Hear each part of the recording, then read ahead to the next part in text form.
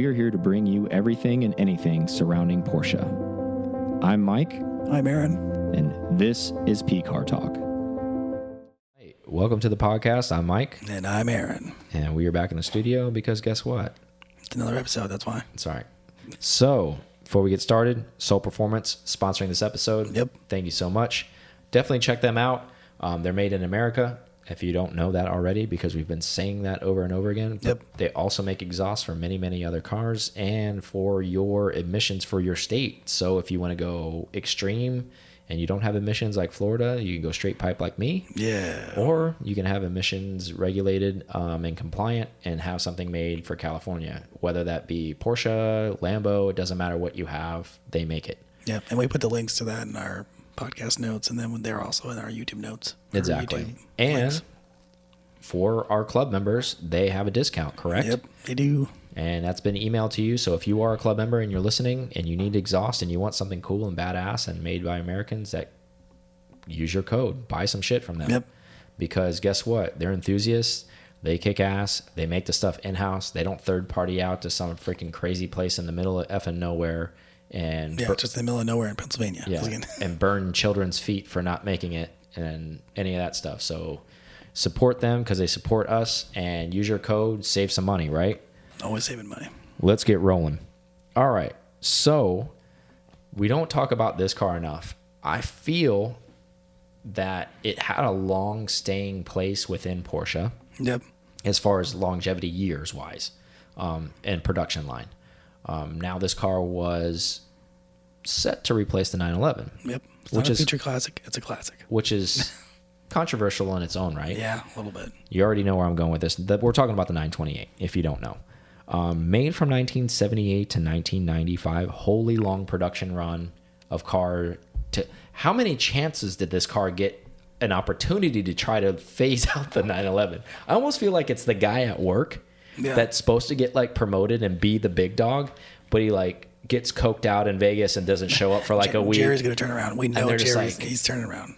Look, man, they kind of pull him to the side and they're like, look, bro, you're supposed to take over the company. Like, you can't just not show up and you can't no show, no call for like a week. He's like, but I went to Vegas. And we're like, we get it. We're behind you. If you just show up to work, bro, you're going to get there. We're behind you, bro. Like, we want you to replace Mike over there. He's the big dog right now. Yeah. We want his ass gone. You're the new guy. You got to step up, bro. You got to step up. Anyways, I know we were in a tangent. Anyways, they made a lot of these.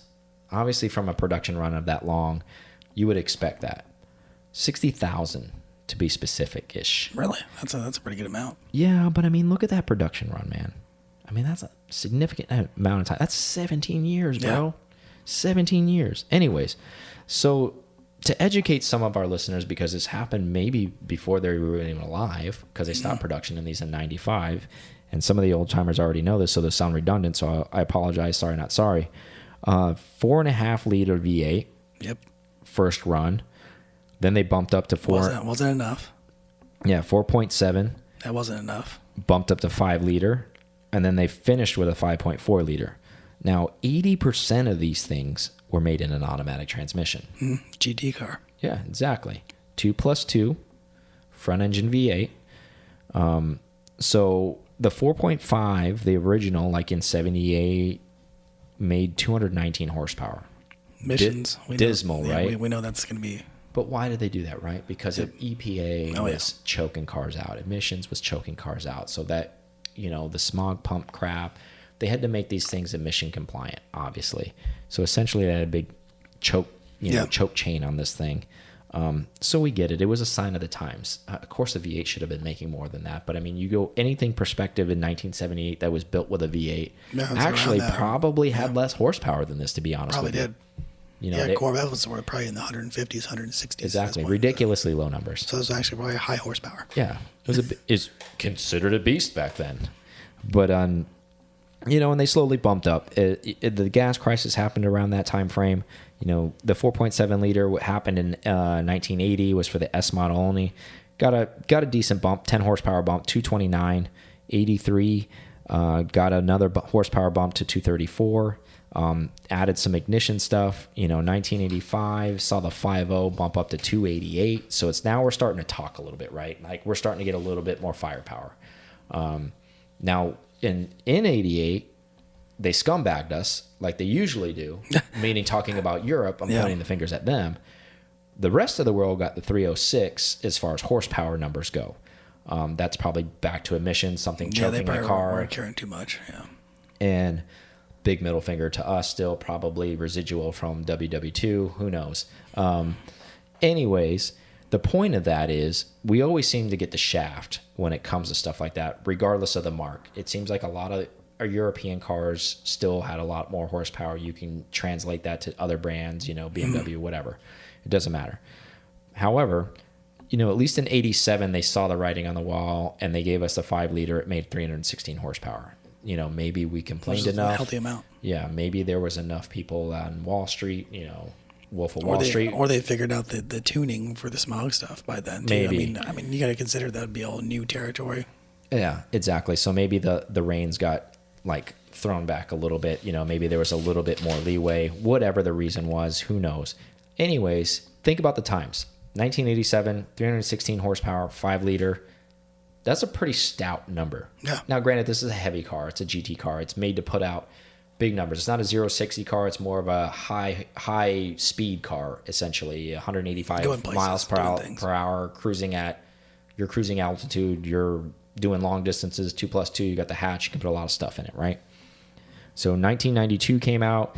The very last variant of this car was produced the 5.4 liter, 345 horsepower, which was a very nice round number, essentially. Pretty healthy number for 1992. It's a big liter motor, too. Yeah, it is. For them to have especially for Porsche, right? Mm-hmm. Especially during that time when their displacement still 3.6 was their big dog.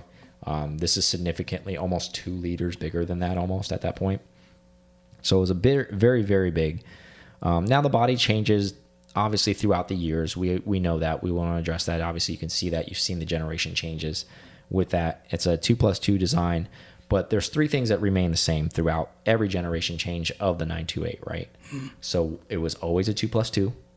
It was always a hatchback. And the most important thing about it is it always had the frog lights. Yeah. I know you don't like those. I think they're cool. I think it's a different take on a pop-up.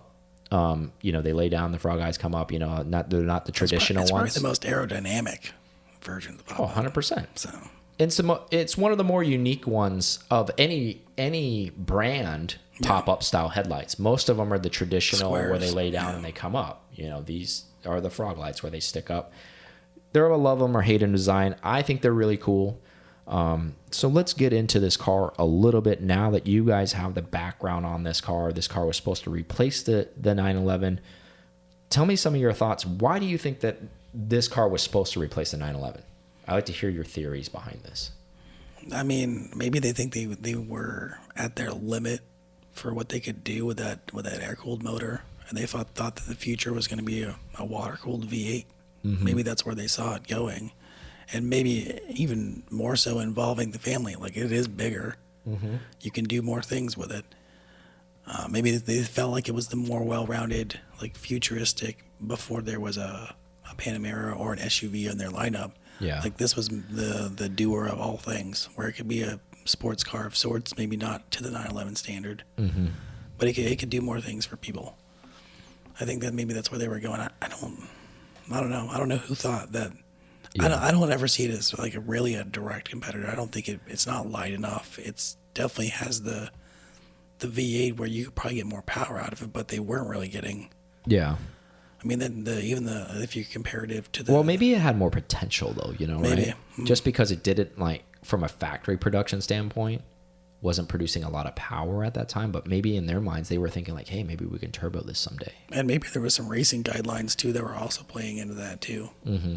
Well, remember, IROC series was pretty big back then. A lot of American front-engine V8s were happening in that IROC series. So maybe there was some influence there. Yeah, maybe they're like, well, we need something. And personally, I think the reason, at least, this is obviously speculation, and there's a little bit of merit to it, just from people we've talked to that was around in Porsche back then. The theory behind that was that's where the market was. as far as, and they were targeting the U.S. because they knew U.S. was a big consumer of their vehicles. They wanted the ability to have a front engine V8 car that was a 2+2, that had adequate power, I guess is the best terminology behind that. Adequate power, maybe not like something that was unbelievable horsepower. I mean, they weren't trying to make a drag car. They wanted to make a touring car. They wanted to make something comfortable and luxurious, but still quick. And this did fit the bill. And I think from their perspective, from a marketing perspective, and you got to remember, there was no social media or anything like that back then. So it was just kind of, they would send people over and they would bring back what they saw. Yeah. And it would be word of mouth, and it would be American car culture, and those kind of things.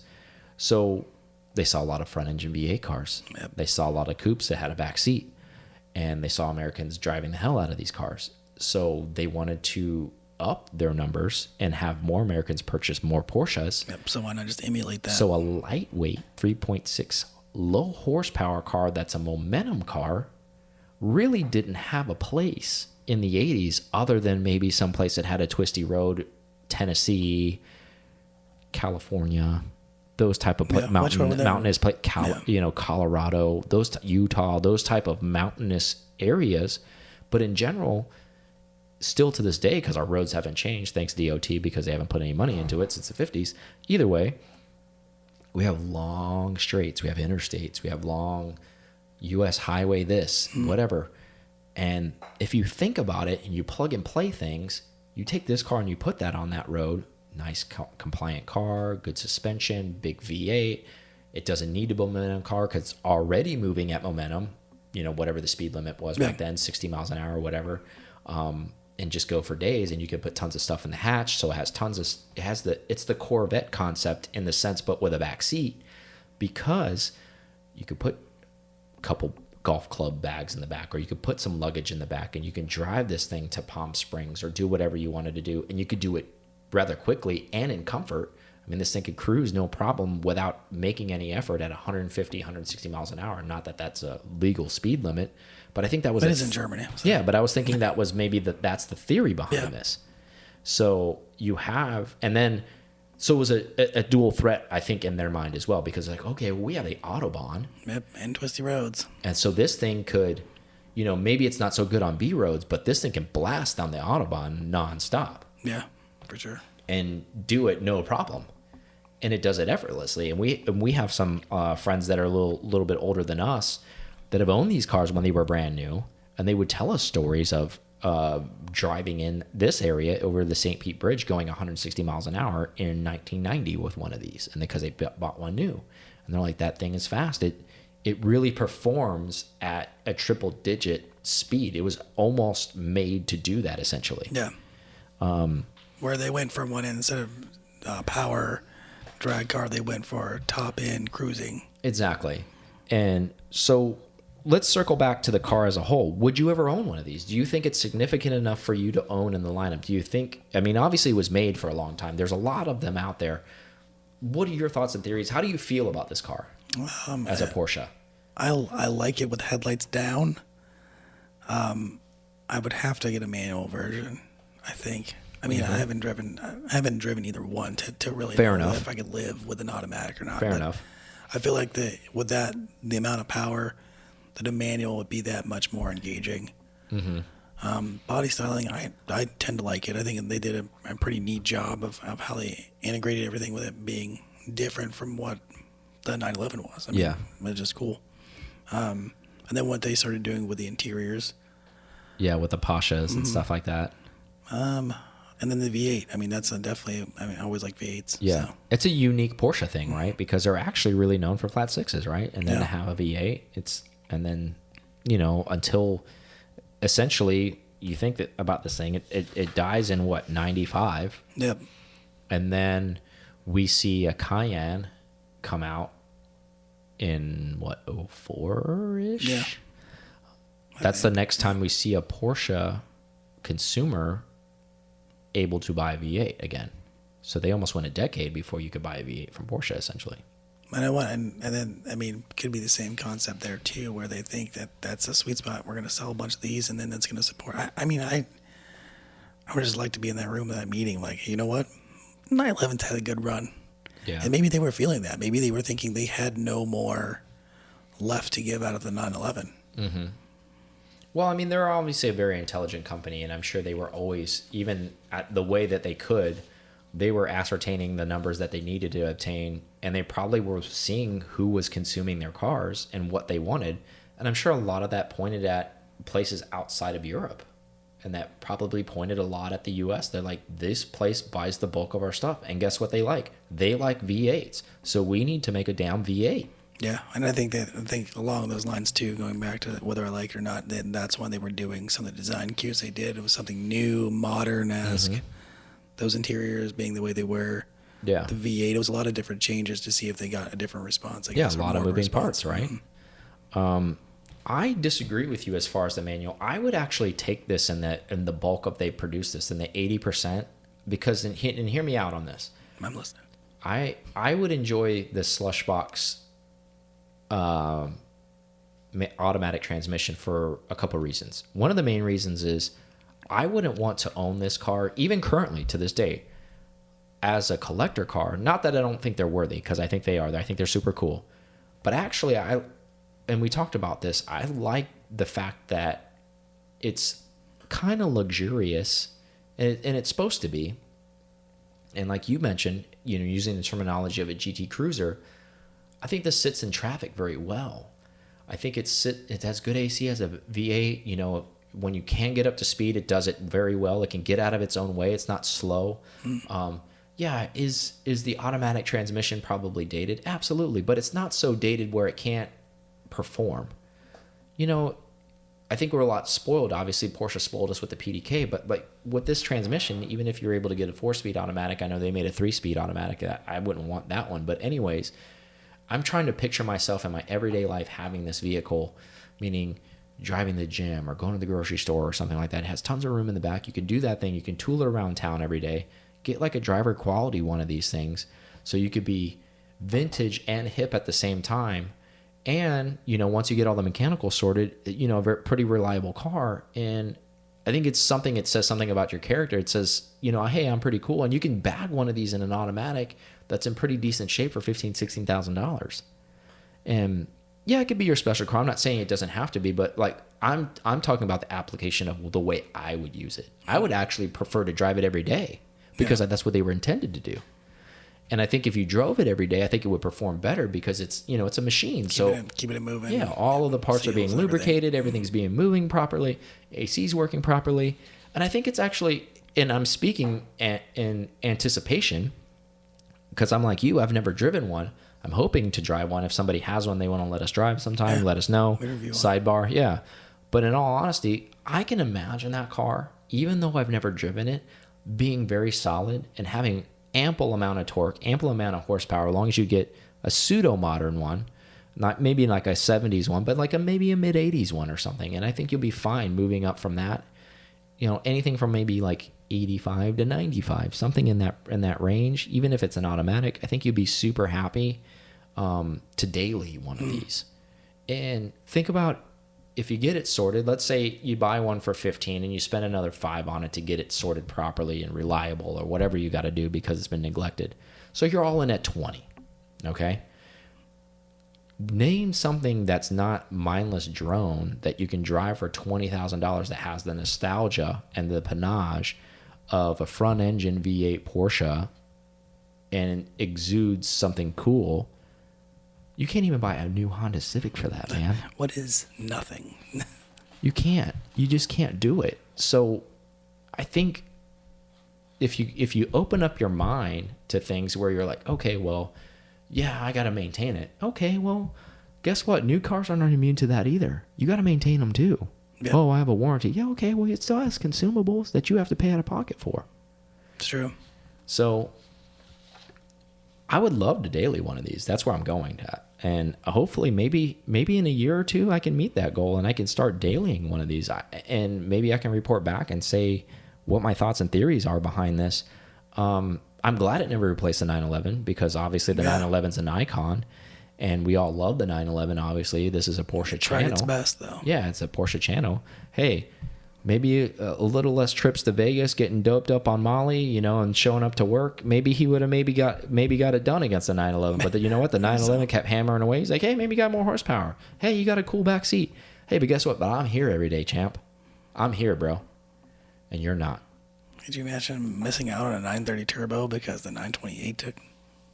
Yeah, you know. Like, there's so many things that we wouldn't have seen had it actually superseded the 911. Yeah.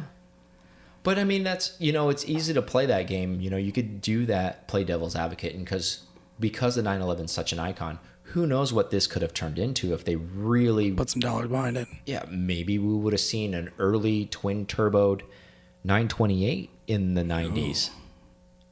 Because they were investing and people bought in on it, and they were like, you know what, that's awesome. And now we have this, who knows now, like, obviously I'm translating brands here, but maybe we see a Ferrari front engine V12, you know how they have those. Maybe we see a front engine V10 Porsche in modern day. That's their sports car, or twin turbo V10. Who knows what that turns into over time, because you have that nostalgic GT coupe style car where you sit behind the engine. I'm glad it doesn't, but I'm saying the what if game, you never know what that could have turned into, because you know they would have, if they would have went down that path, it wouldn't have been something mundane. They would have went to the extreme because they're still in motorsports. They would still have raced that car. That's true, yeah. So then we would have seen the most extreme version of that car in some places. So who knows what that could have been. Some people would say, hey, yeah, that might have been pretty badass. Other people are like, hey, I'm glad that didn't happen. Who knows, right? I'm in the glad it didn't happen camp. But yeah. That's fine. I think it's easier said than done, because we can paint the history of what the 911's been able to accomplish, because we can reflect back on that. Who knows what the potential of the 928 could have been. Granted, it would have never been probably what the 911 is. It wouldn't have been able to maintain those standards, because it would have had to go down to some leader standards. It wouldn't have been possible probably with the V8 and then making that power. Mm-hmm. There's all those factors. Well, it's hard to say what would have happened, but we can guess. Would Porsche have that many world championships with a 928 as opposed to a 911? Probably not. I can't say 100% because we'll never know. But the answer to that is probably not. So I'm thinking, luckily, they made the right decision as far as when they hired the new CEO. And I'm sure you've heard the story where he walked in the board meeting when he was there, and it was like he drew that infinite line, essentially, theoretically, on the wall where it kept going. It was like, this is how long we're going to make the 911 while I'm here. And basically that happened in 95 when he kiboshed the 928. He's like, we're not making this anymore. We're done with this thing. It had its run. This guy's coked out in Vegas still. He's still not showing up to work. This is the 30th time he hasn't come to work. I'm done with him. He's fired. He's out of here. So 911 wins because he comes to work every day. So thanks, 911. Yeah. Thanks for showing up to work.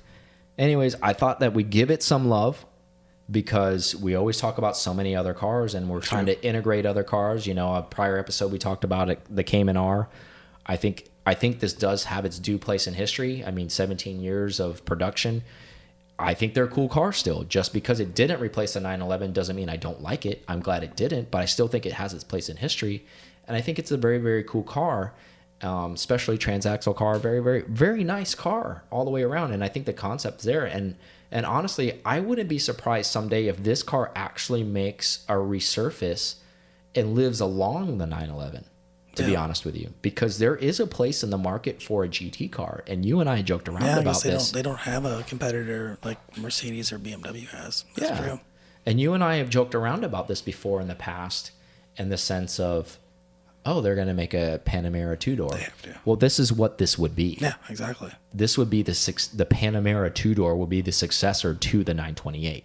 That's what that car would be. 929 it up. Exactly. Make it. Turbo SE hybrid. Porsche, you've made a Cayenne Turbo SE hybrid.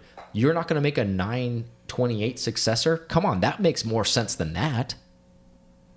As a coupe, I mean, BMW is making an M8 now. I mean, they even brought the 8 Series back, two-door coupe, that they hardly sold any of them back in the 80s when they sold them. Yeah. But they even brought that car back now. So come on, Porsche, bring the 928 back. I think it'd be an interesting exercise. Would I buy one? Hell no, I can't afford it. But whatever, I think it'd be badass to see one. Yeah. Either way. All right. So enough about that. So update on my Turbo S before we go to break. Some things that are broken. So I've been able to go through the car now and figure some things out. So the PSM switch is broken. Done some research on it. Checked all the fuses already. Fuses are in good shape. I think it's the actual switch it's broken. So I've ordered new switches, so we'll see. Hopefully that's the case. Is it still engaged with your roof suspension? Yeah. So with the 996, when the switch isn't working, it's always activated, right? So essentially what I'm telling everyone right now, the switch is for you to be able to turn it off. So it's constantly on. I can't turn it off. Some may ask, why do you want to turn it off? Because I want to be able to feel what the car will do when it slides out, because I want to be able to learn the car. Especially during underspirited driving, I want to take that off. I don't want fuel cut off to impede me from feeling what the car is going to do. Some say it might save me, maybe. But I want the ability to make that choice. So I think it's a switch. I've done some research behind it, and like I said, I've checked every fuse that's leading to that. It seems okay. So hopefully it is a switch that'll be coming. And also something minor, it doesn't matter because we're in Florida, but because I want the car to be right, and that's just how I am with my cars. Both the passenger and the driver's side seat heater switches do not come on, and also when you press them, the seat heat doesn't come on. So that could be a couple things. It could be the switch itself, which I think it is because I checked the fuses. The fuses are in good. Or it actually could be the actual heat condenser self underneath the seat, like because they're like actual dials that could be broken up, and it might not be working itself. That's not super expensive. I think they're 150 to 200 per side per seat. If I need to be replaced, hopefully it's not that, but hopefully it's just a switch. So I ordered the switches. 3 switches used cost me about $100. So if worst case scenario, they don't fix the problem, at least I have working switches. And I'm sure I'll need them someday because I don't plan to get rid of the car. And if I do get rid of the car, the new owner will get those switches just in case they need them. So that's that. That's an update on that car. But for the most part, car's running amazing. Went on a drive yesterday with some all different types of makes and models. It was kind of like a Tampa get-together drive. That's not bad. I didn't go. Yeah, Aaron was being lazy. There was some serious iron out there. There was a couple of twin-turbo Vipers that were putting down like 1,600 horsepower. Not that my car's anywhere close to that. But it was interesting and fun. It was a good, kind of country drive on essentially American B roads in our area, north of Tampa, which was a very, very fun drive. I think the notable thing, while we had an interstate pull on a closed road in North Mexico, I was able to run with an AMG GTR. As we all kind of know, those are pretty high horsepower cars. Second and third gear pull. My car ran pretty even with it. I think the AMG GTR pulled a fender on me. Not that it's about racing or anything like that, but it's also nice to taste the merit of what you're producing. And now obviously my car's modded. Obviously it has a tune and straight pipe exhaust from Soul Performance. It has some stuff done to it, obviously.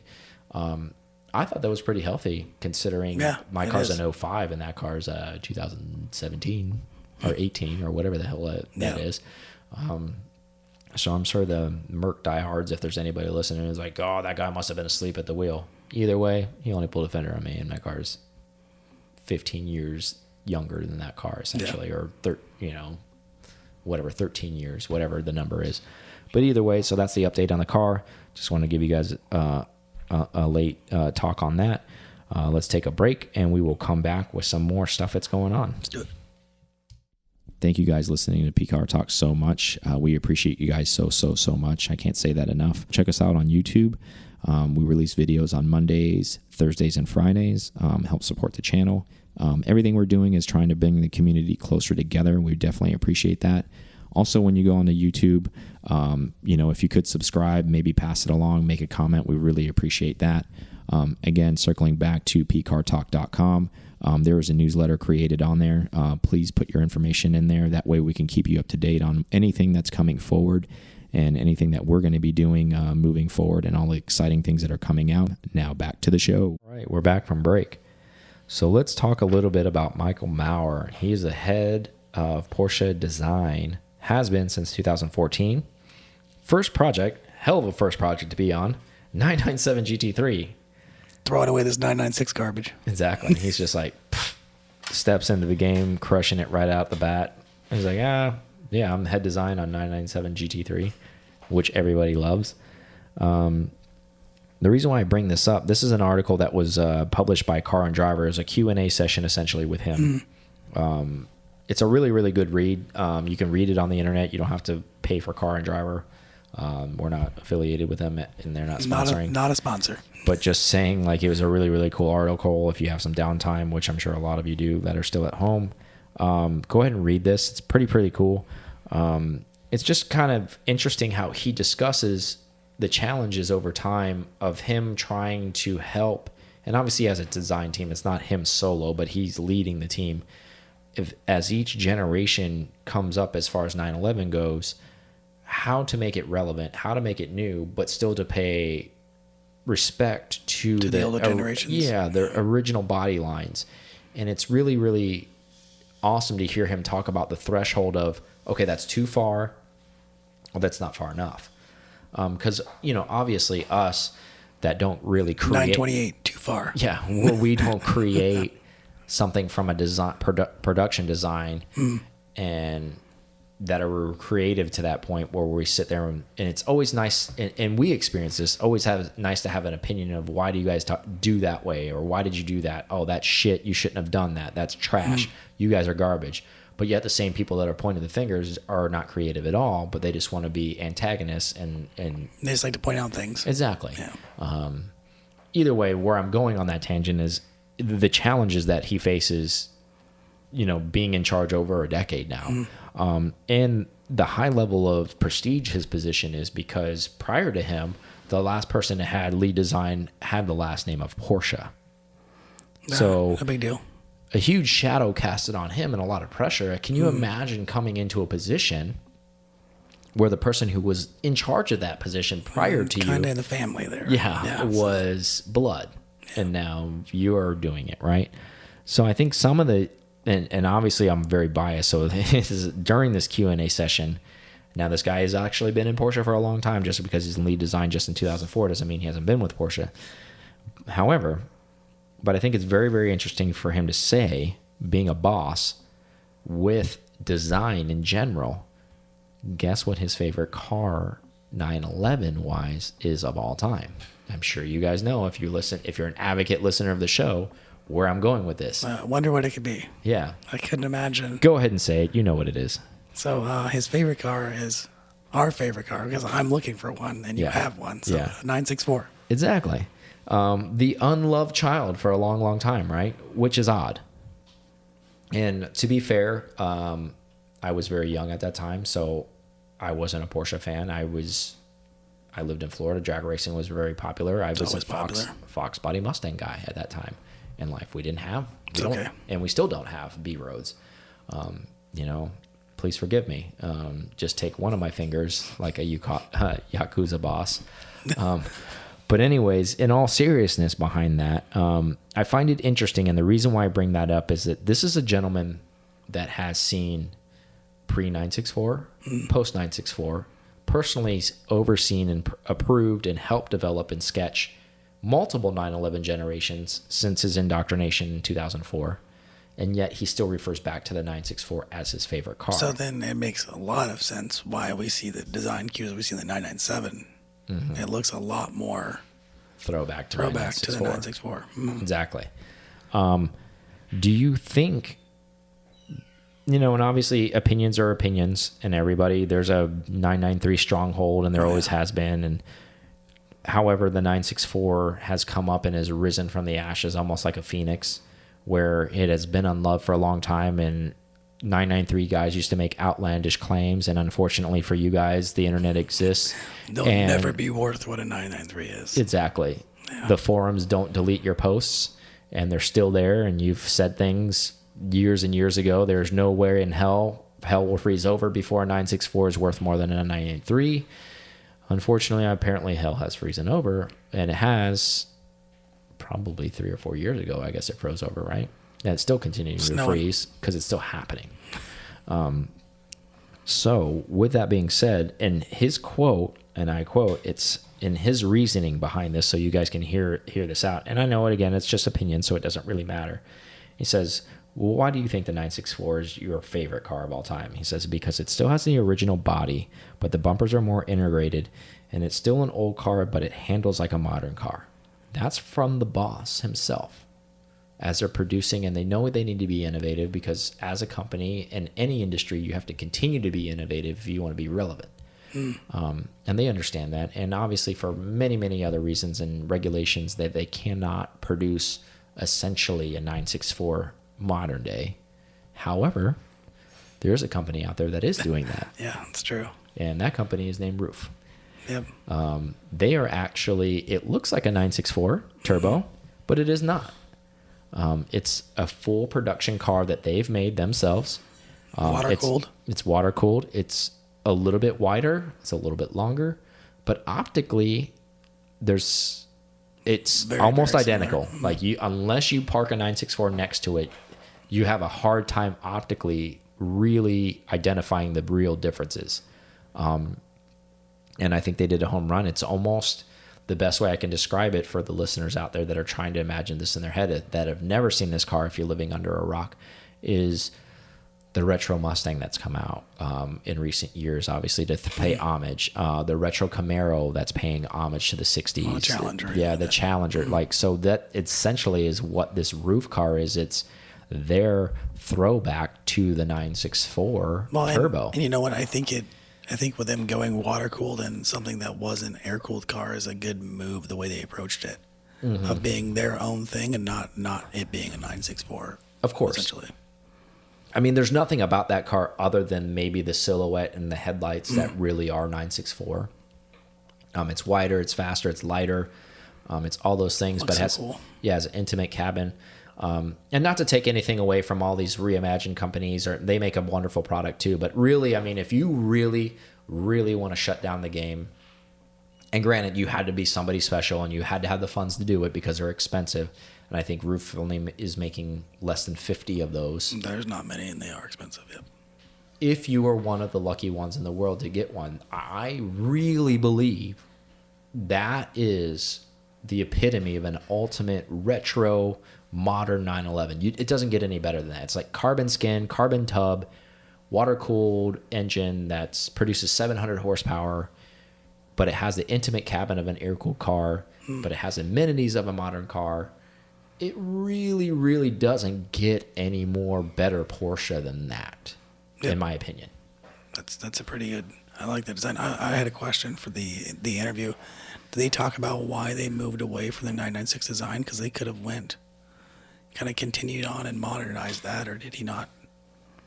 You know, I think it was a transitional period for him, because since it's almost kind of like when you're new, you don't want to rock the boat. Yeah.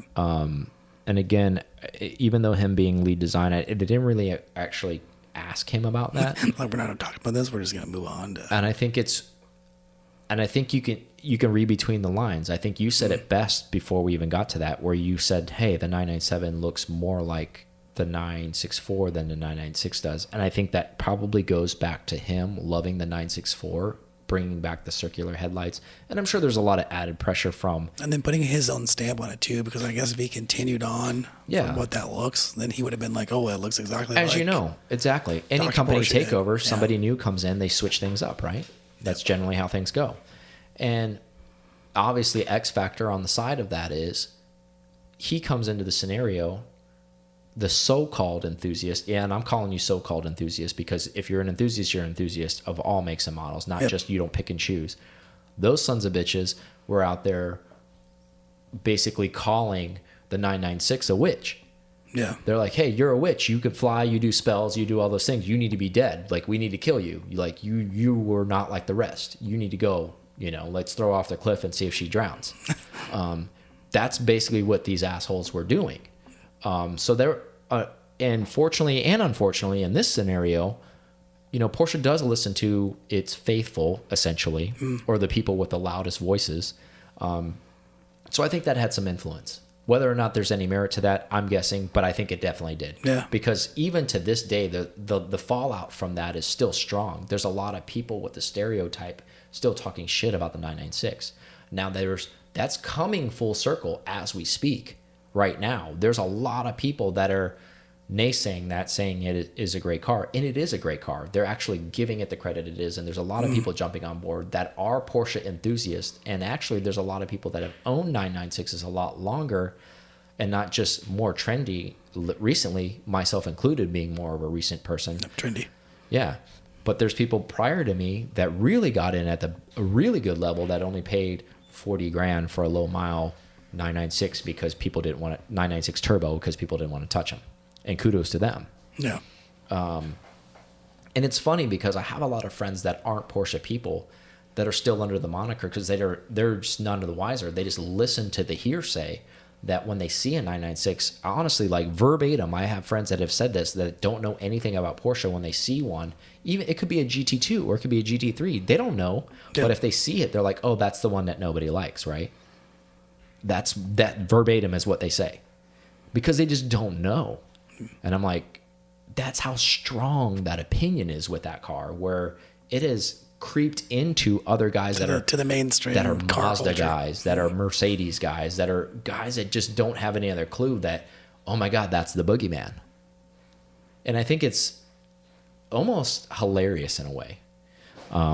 You know, I know it kind of went off on a tangent there, but we did, like we always do. But anyways, I thought it was very, very interesting for him to say, being within Porsche and being there a long time and being a lead design guy, where the 964 was treated a lot like the 996 was. And this guy's saying the 964 is his favorite car of all time. I mean, and he's an older gentleman. He could have easily said the 70s 911, 911T or 911S. Yeah. But he said 964. Maybe it must have had the most impact on him. Yeah. So I thought that was an interesting thing to bring up. Definitely check that article out. Car and Driver, guys, read it. It was a good read. I paraphrased the hell out of that thing. Like anything, because I'm biased. The only thing I saw once I saw 964, 964. So do I. I pretty much brain dumped the rest of it and was like 964. Yes, for the win. Let's move on. But so some cool things Porsche AG is doing. They've ramped back up, obviously. Yep.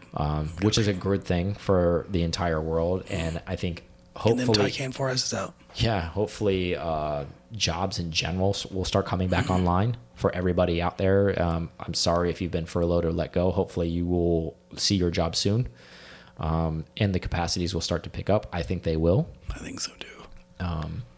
The strong will survive. However, a nice cool thing additionally that Porsche AG is doing, if you are a current member and you don't have this information already, which I don't know how you haven't, because I'm sure they've tried to contact you every way that they can. They're giving you an additional 3 months on your warranty if your car was covered under warranty during this period, due to the lack of driving it, the lack of potential service of the car, whatever the case may be. They're not looking for excuses. They're giving you another 3 months. As we all know, this thing hasn't been going on 3 months as far as lockdowns go, but they're giving you 3 months. And I think that's a very cool thing that they're doing, which is not something that they need to do because no one's asking. No, they're like, hey, you know what? Let's do this for the loyal. Yeah, and I mean, obviously, I'm sure you're going to say that's the right thing to do, but I mean, is that a gee whiz thing, or is that a consolation? What are your theories behind them making an announcement that they're doing that? Is that just them taking care of their customers? Like, what do you think that is? Honestly, I think it's a gee whiz thing. I don't think there's anything that really could go wrong within 3 months period. Especially when you're not driving or going anywhere. Exactly. Especially for what they're covering, and their cars are so new. Yeah. But I don't think there's going to be any effect. I think they're doing it as, yes, it seems like it's a good gesture, and it is. Mm-hmm. But it's also not something they're banking on that they're really not going to have to. Yeah, I was going to say the impact of that, is pretty minimal, right? Yeah. And so no specific dates on that, but they just said a 3 month thing. So I think that's really cool, a nice thing to report, and good for Porsche. Enjoy your 3 months. Yeah, on the flip side of that, the Speedster that they auctioned off ended up going for like $500-something thousand. Yeah. Like, as far as the auction goes, Porsche agreed to match whatever that number was. So did it get to the 7 figures that we thought it might? Yeah, well, in a roundabout way, they made sure it did. So they ended up, donating money as a company to it. So it's over the $1 million mark as far as what they're donating to the COVID cars. I think that's really cool of them as doing it as a company. Now I'm obviously very tunnel vision. I don't do any research on any of like domestic brands or any other brands that are doing anything this. However, I'm think because I read a lot of stuff, despite how dumb I sound, I would have seen it in some of my reading where there's other brands donating money to a cause like this. Porsche, so-and-so donated as well. Yeah, exactly. And I haven't seen anything from any other brands. But if you guys have and I'm wrong, definitely correct me in the comments because I know you will because you guys are trolls. So hit me up. No, not the avid listeners, but like the troll people will. Yeah. But anyways, I think that's really, really cool. Again, another thing no one's asking for them to do, but they did this step up and do that.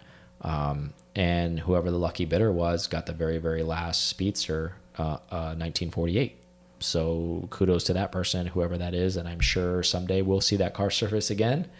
Cause that's a hell of a write-off at $500,000. And we'll probably see it at some auction you and I attend maybe in the future saying, and still have 0 miles and never be driven and trying to upcharge the car and sell it as the very last Speedster because it is. You gotta have museum pieces. So. Exactly. Otherwise, we would not know what history looks like, right? Mm-hmm. So there is, honestly, not being a total smartass, but there is importance to cars that are kept in a hermetically sealed thing that they're always in that area. So something to that. Some bad news, though. Yeah, I read it in the notes. Yeah, you tell us. So let's hear it. You get to deliver the bad news, not me. So as we kind of talked about this before, we saw these concept drawings, and it was 918 concept drawings, but then it's 917 drawings, and that's gonna be the concept. Well, it looks like that's not the case. It is 917, but it's of that 917 that we've all seen. That's their concept that they're doing and kind of their own thing. Yeah, the living history, and this got the Salzburg livery on it. Yeah. And if you guys don't know what that is, it's the living history exhibit that Porsche is providing of the 917. This is artwork. I think it's going to just be provided in that. However, this could be playing devil's advocate, could be just something to throw people off the scent of it. Who knows? But they did confirm that there is going to be a hypercar coming. No date set, but they did confirm there will be a hypercar coming from Porsche. So hopefully us faithful will still see something to the effect of the Le Mans hypercar class, Porsche participating in it, and that will residual down to some type of street form of whatever they're doing. That'd be pretty cool. So another account somewhere else can have a 917 like street thing, legal or something. Yeah. So more to follow on that one that comes out. The minute we have that, you guys will know about it. But just wanted to, because we did say in a prior podcast, we were speculating that they could happen. Porsche came out and said that no, we did patent that. That is accurate information. However, they're saying that isn't going to be what the hypercar looks like. That is just for the continuation of the living really, religion. Really close. However, we always know, like, maybe they're just trying to put us to bed and then we'll wake up and it's actually that. So who knows? We're always being thrown smoke with them. We never really know, but more to follow on that. So that's the bad news behind that. Some more things to report. Awesome short film that it is out by one of our favorite people, RUF. Yeah. It's called Love at Red Line. It's basically 80 years of RUF history. All wrapped into one. It's about a 20 to 30 minute short film. It can be found on Instagram Live. It can be found on YouTube. Definitely go check that out. There's a lot of information on there. Their progression through history, from the indoctrination of what they've ever done to basically current. But they did a series like a long, long time ago, and this is like an update to that. Mm-hmm. And basically, Alloy Roof and his wife, Estonia, their progression from being very young to where they are now, where the company, and there's some small interviews with some employees that have been there for 40 years, some employees that have only been there a year. It's a really good perspective of the family environment that they create and the passion behind roof cars that they have. There's some Gran Turismo thrown in there as well, which is actually really cool. The history behind that and why roof is in that game. I totally forgot that I was thinking about that too. I was like, oh yeah, I did start out playing PlayStation. So don't want to ruin too much of it for you guys, but definitely go check that out. Support those guys at RUF because they're making amazing equipment and always taking basically the best way I can describe them. If you don't know what a roof car is, it's OEM plus plus plus. Yep. So until it's their own thing. Exactly. And to be fair, we have friends within the industry that have purchased cars, and even Porsche as a whole, the Porsche family, have commissioned RUF to build cars for them personally, that you would think as a Porsche factory and the family of, I'm talking about bloodline Porsche, building their own in the factory, but they actually commission RUF to build them a specific car for themselves. So that just shows you the respect and what they think that RUF can provide when you have a person with the last name Porsche that works and lives in that area and employs them to build them one of their cars for them. So that just shows you what Alloy and his staff, what they bring to the table. Educate yourself on them, watch this video, support them. And if you have a keen eye, you may see somebody that you hear right now on the ship on that. But you have to have a keen eye. It is. Because it is fast. rather brief. It's a blur. It's a rather brief moment where somebody makes a cameo. Either way, And just he's not wearing P-Car Talk stuff. just saying, possibly take a look at that. So that's really, really cool. I think we've taken enough of your time. You have anything, Aaron, before we close out? No, I talked about all my favorite things. Yeah. So, Porsche stuff. Indeed. Well, we thank you guys for joining us. Don't forget to subscribe. Don't forget to share this. We thank you guys so much that are avid listeners. Everybody who's a member. If you're not a member, please get on pcartalk.com. Check that out. See what that becoming a member is all about. People are winning stuff every month. Yeah, about to roll around our year's about to come up, first year. Exactly. So. And there's cool shirts that are coming out for year 2. And to clarify that question, Aaron and I talked about that the other night. Hey, if I join now, do I get a year 2 shirt? Hell no, you don't get a year 2 shirt. You get year 1 shirt. You have to have the longevity to make sure you get a year 2 shirt. So all you year 1 members are going to get that year 2 shirt. And it is totally different than a year 1 shirt. So it's going to make you stand out, which is an awesome thing. And that's what we're trying to do, is to make sure that we pay homage to your membership, to show you that you have staying power, and we appreciate that. And thank you guys so much for listening, and we will catch you guys on the next one. See you. Thank you so much for listening to this episode of P-Car Talk. Connect with us on Instagram at P-Car Talk or online at pcartalk.com.